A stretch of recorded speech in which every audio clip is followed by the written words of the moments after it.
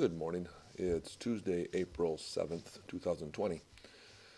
And a few announcements before we get into the devotional. Reminder that we do have Monday, Thursday service via Facebook Live this coming Thursday, April 9th at 7 p.m. I will send out information on what you need at home for your part in the Monday, Thursday service. Also, Easter service will be at 10:30 on Sunday morning. Music begins around 10:15, so everybody gets a chance to get in and get connected. And then also on Sunday at the church, I will be baptizing Scarlett Brame with just the family, probably half a dozen people or so. And we will record that so that we can watch that at a later date as a church family.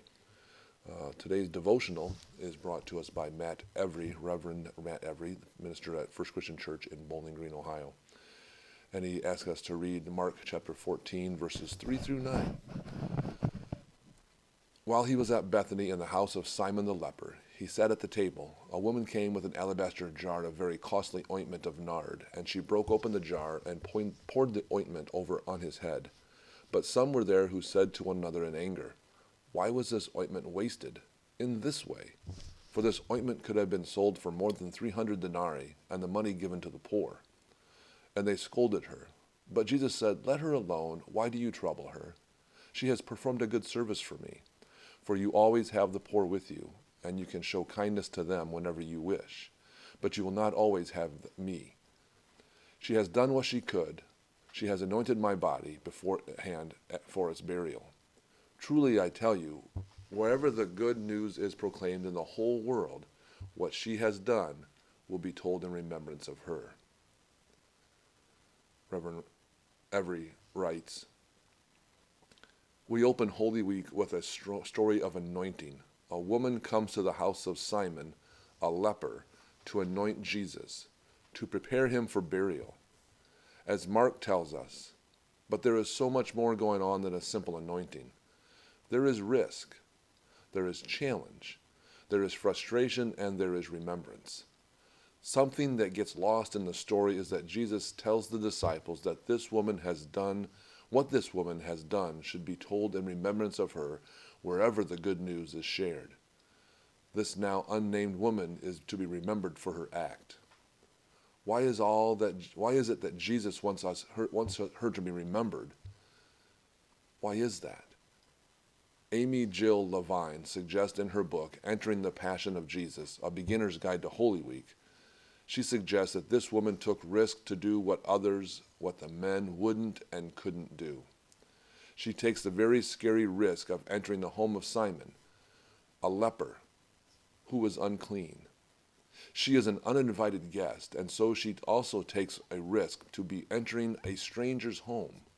She is not a woman without means, given the ointment that she possesses, and she also risks her status and her place by simply walking through Simon's door.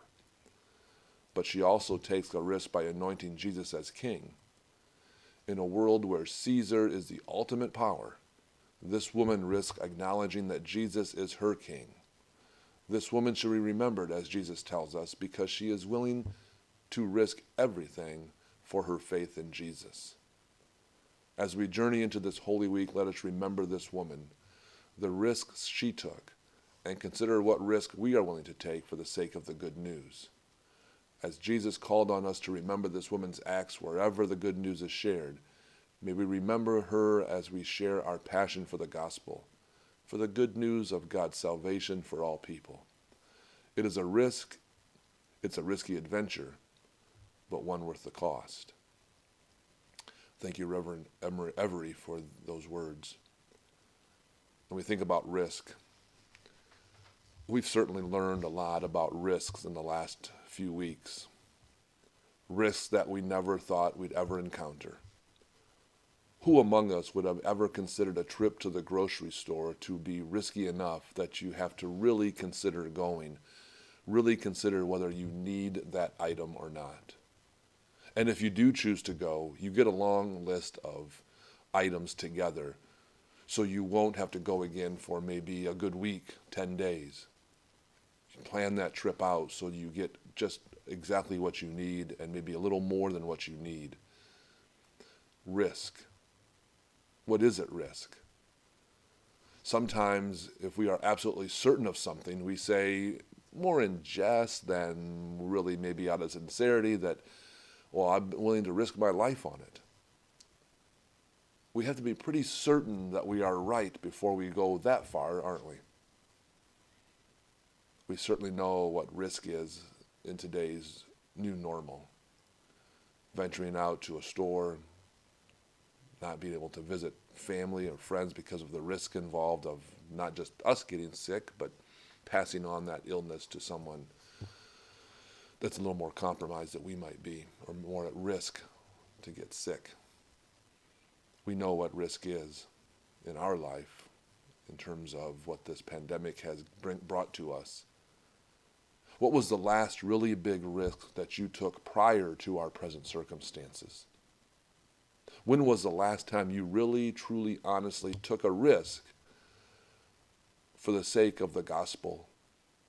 A risk for your faith. Putting that faith out there, risking enough that it really mattered. This woman in the story risked everything and who she was because she believed so strongly who Jesus was.